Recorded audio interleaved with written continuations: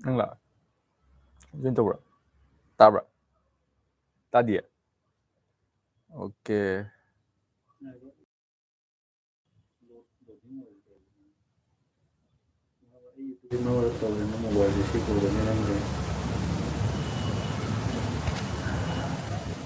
Tadi. Hi Rosni, hi. Tabro, ay nang si Tabro.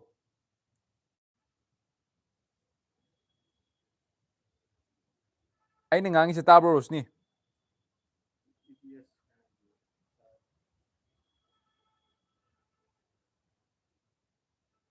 Nang Tadabra.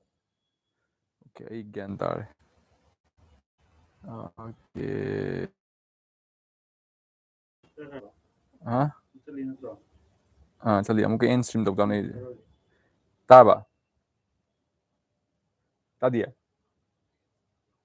Taba. Tay. Okay.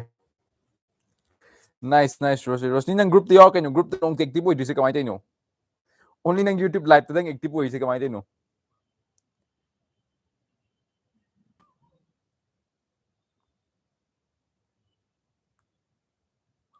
Ha? Kaya community yung tadabi ko na.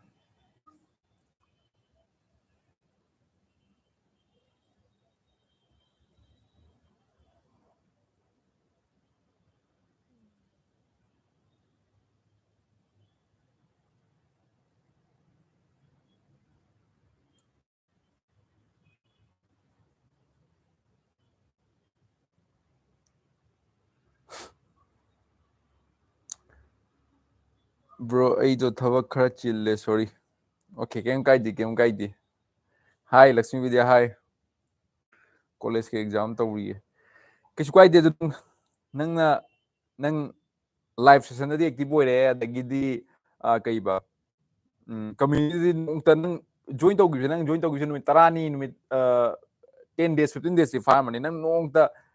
nang yawe have nong to represent away ugite ni hangi kisu kaidi nang exam du lo exam taw exam du lo du matungi na tam tam na nang active boiro active boiro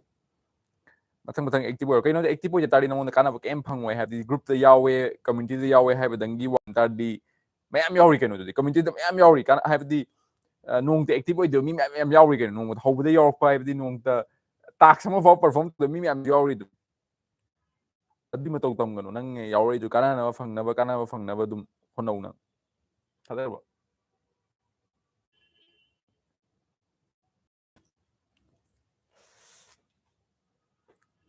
kana join tro kenge sidi yam di sa roi to nga si matsar di yan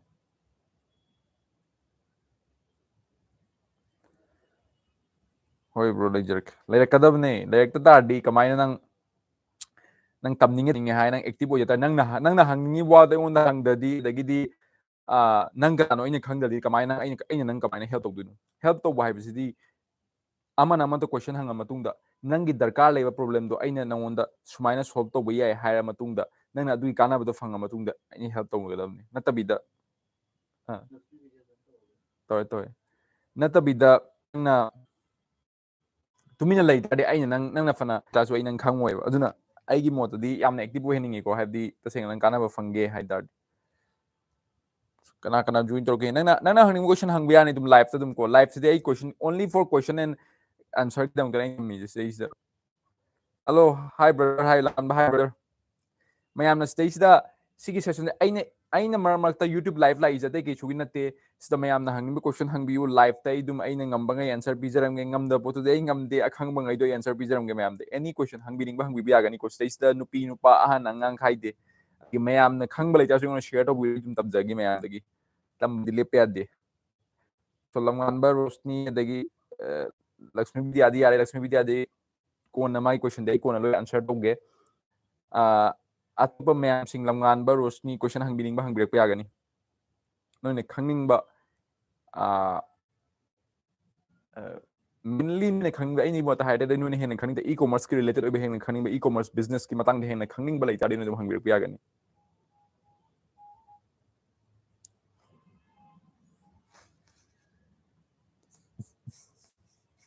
Kenodo Nikaska Sarlindro do join solo hai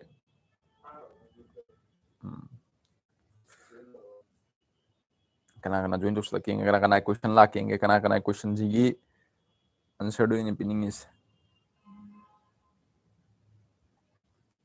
Rosni present oiribo mi jam khatang present oi ko tin 6 present oibra ha I want one khali ji ko tin thuk thuk ai cái nó net issue nó cái gyan ta kana present oi dige huzik Rosni present hoi e-commerce business to wada kari skill changbage haibiu e-commerce business to wada kari skill change hai tadi want to sell one product minimum requirement quite first Rosni ko shana answer dogi hoi e-commerce business to wada kari skill changbage haibiu quite first e-commerce business to wada e-commerce hoju any business hoju at the end of the day it's business to business ne nang na hangi question business to business ne ko business ti masagi ba foundation strong oi da badi e-commerce hoju offline business hoju farming hoju adagi di reselling hoju you have to have that mindset adu leira matung da e-commerce ki kai oi ba darka leige hai ta di e-commerce ki oi ba nangi technically am haitia de have leite technically khara dang oi ju haiga technically nang khara dang oi ju khangba adu ja nangi money ji yamna save oi ba but nang na technically sukang khangba mingon da loi depend tawba mingon da loi pi thoba nangi business e-commerce business to adum lak manga taruk tare ni pa min shat khido nang business su ka aduna nang technical haita tasu technically e-commerce business ti kind of internet business ne internet business nang technically loi khang dia de ha khara dang khang adugi basic knowledge to apply to adu apply to kana website nangi store everything nangi yam laigre manung yam laigre ko khara technically khara nang active oi de ba de adu oi kan nangi e-commerce business nang ka bang makani gyan tabro Rosni technically nang kyamu ya na haige kyamu yam na hita ge adu dei khang adu na ingon haibiro ko technical knowledge and technical skills e yam important ne keno dadi e-commerce business dadi without technical skills you cannot go beyond anything sinang khanga daba next Rosin ge answer dem biro yaning they have do duga nang na hangnim question makata na hangbi ya gani want to sell one product minimum requirement Langan bay question ja hafetang gyan tabang ngam have to want to sell one product. Okay, you want to sell one product.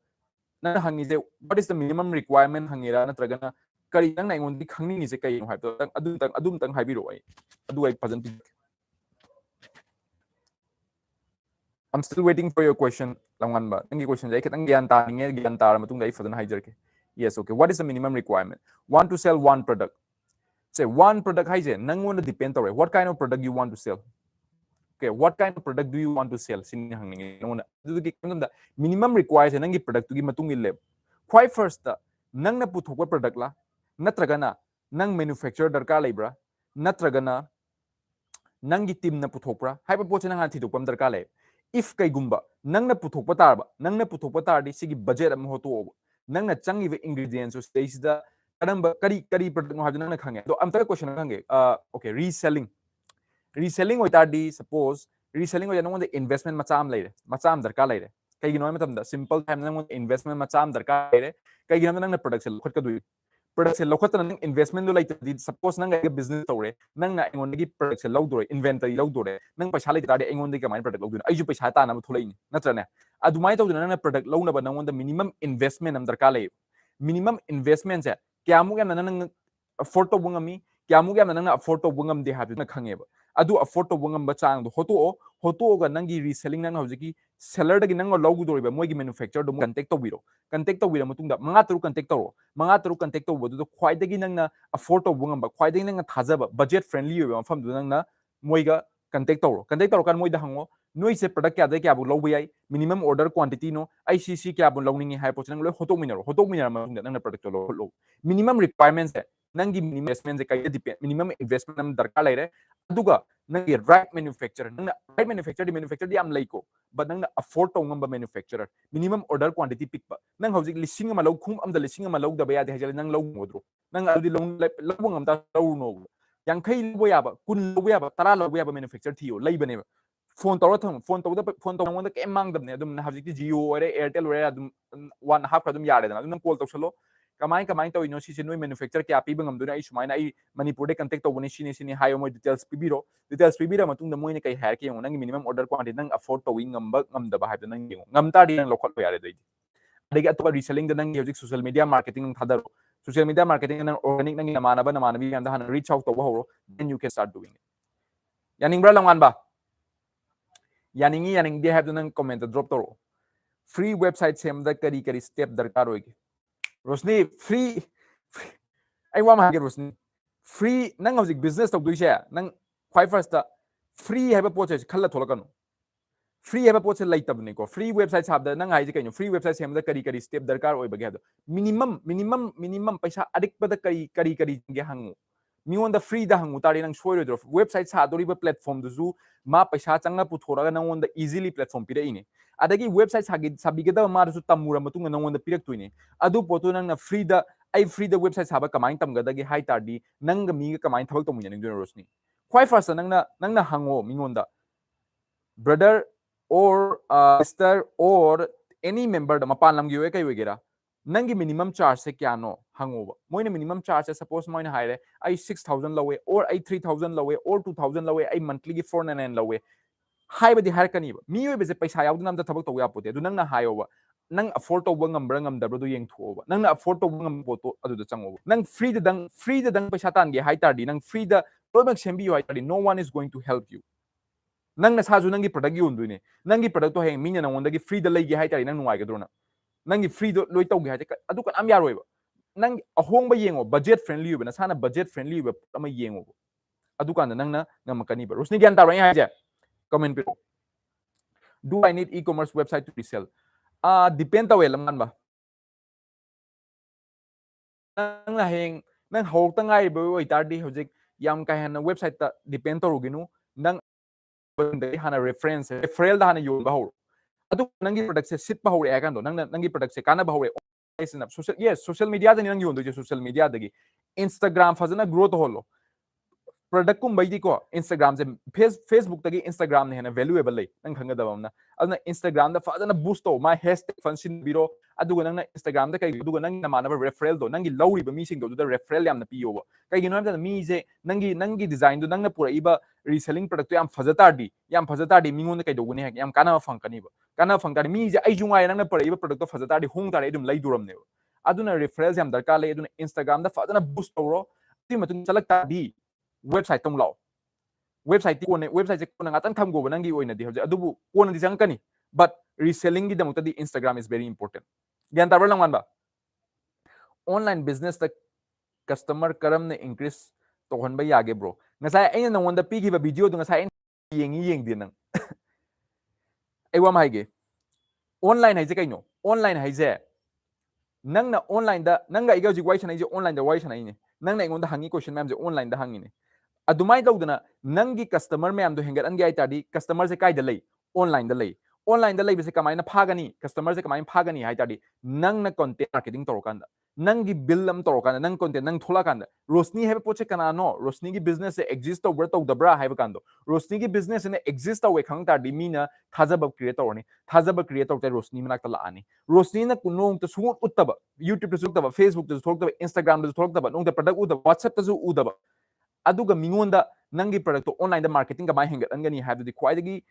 apangma mingi wakhan ne aina haju aduna online business to grow to ge haitardi online advantage to ge haitardi you have to build that portfolio isagi portfolio build to wadai adu portfolio the build to wangma ba you can grow so fast manipur entrepreneur se tha ni mamang da kamai le mi hojik tha ni da mayang ga wai sanai hojik mayam na question ngai ji kamai no noi nai ngono question kai gino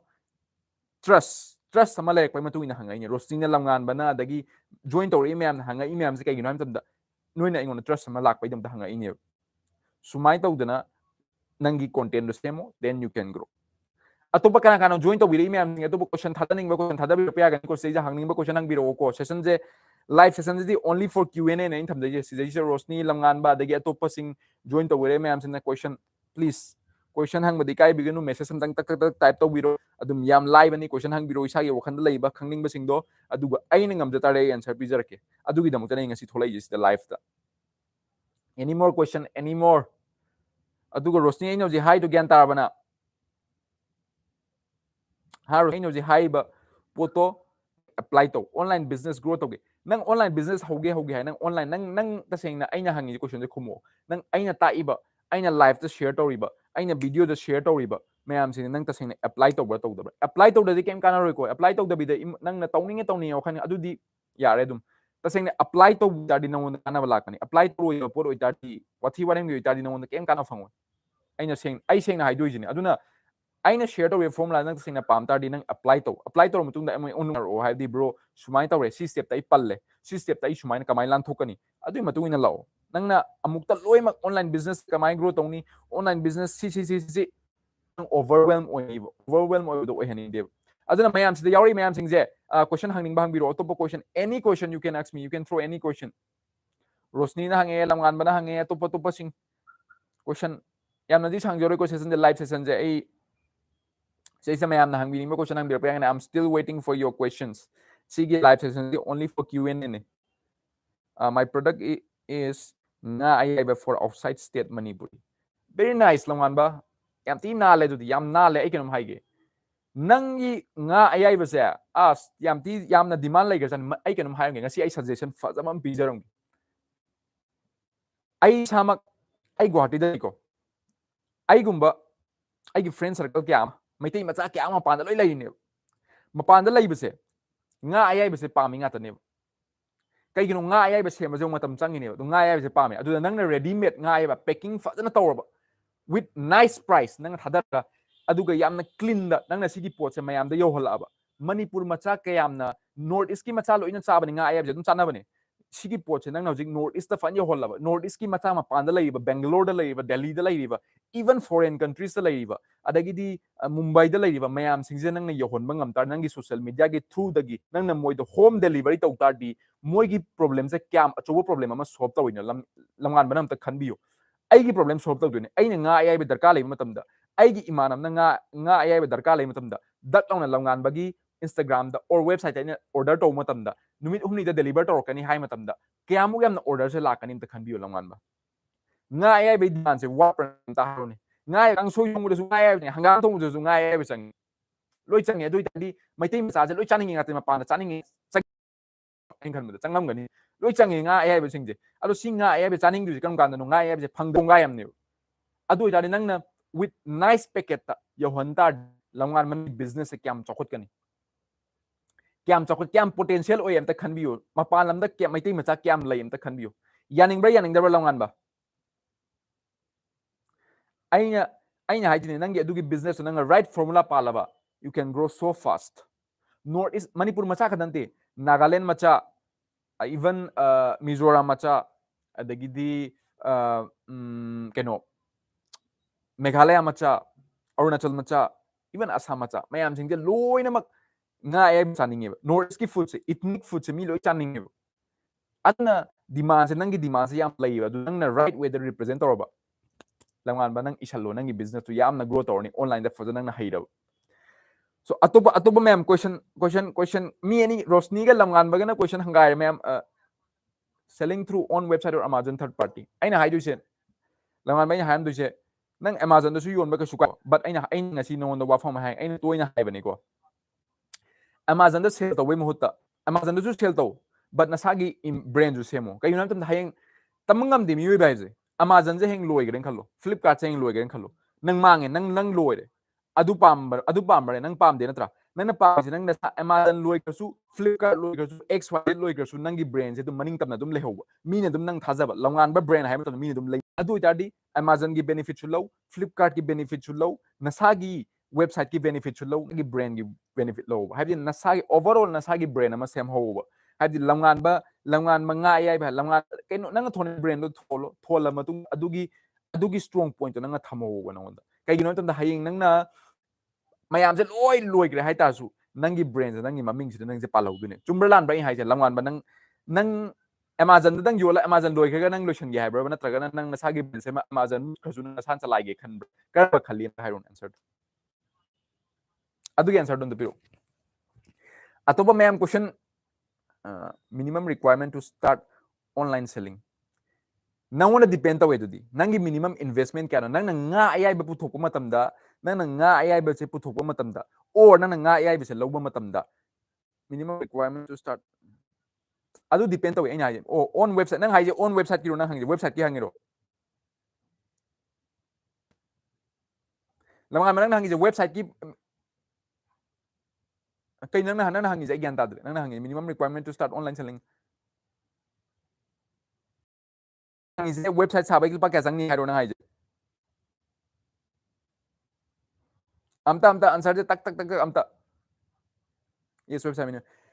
nangi depend tawe aina nangunda ai tools khar ai tum tools share tawke tools ki matung ile nang technically kyam advance hoige nang technically kyam haige nang taro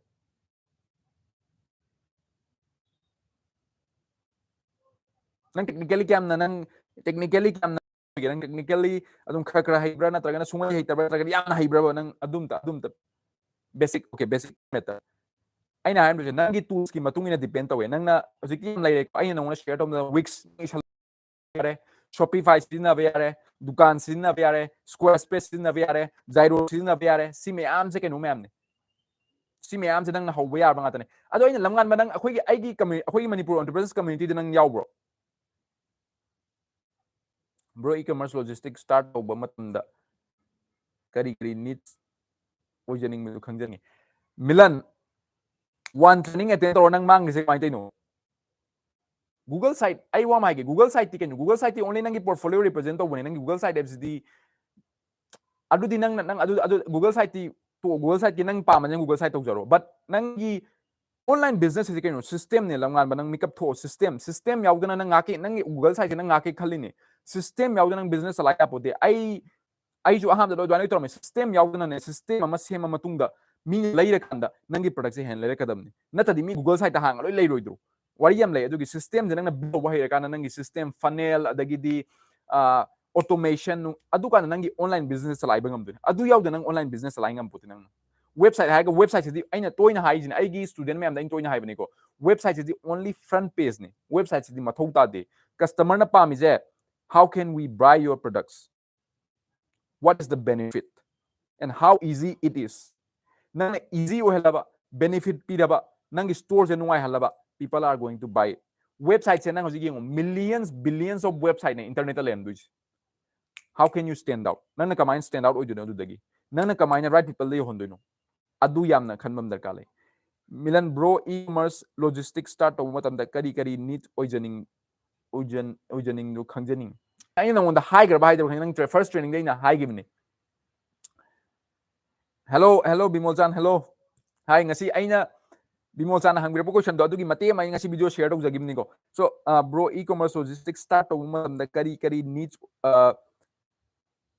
oiba sing do khangjanjani logistic quite first nang to doriba logistic to kadai dena kai bu logistic ki idea nang adu hana adugi idea do fazana particular nang lawtho adu idea do kai ginam ai logistic ki di idea like but ai ge idea di nang na hojik e-commerce logistic ho ge haitan dabda nang quite first Instagram page do Facebook page do Facebook page hang matung da nang advertisement nang content nang logistic ki maramda nang video da thopa ngam da su nang share do idea ka share to swaina manipur da no logistic brand ni Milan brand ni si je logistic akoi ne si book ta submit wi si book ta koi deliver to si home delivery to koi si tawi haya po se nang na si po se si da thadu over thadu matung da swaina logistic ki maramda nang sema ga nang content thadu other response ki am laki over response la matung nangi website tan tan hangdo nangi portfolio sema ga nangi basic plan thamo habdi sidai si bukta aigi basic plan sumai lai si lai charge kya no weight ki matung ina charge kya lawi or si 3 months ki plan sine sumai khando thamo nangi logistic ti matung ina khando nang na je aingonda sumaina pulap pi sumaina logistic ki kari khangjaning he habdu aina ngonda kamai pi dunu nangi logistic tu ki maram da su aina fazana khangbam darka lai what kind of logistic you want to do what kind of business it is where do you want to deliver haiben ba kya ai khang matung nangi solution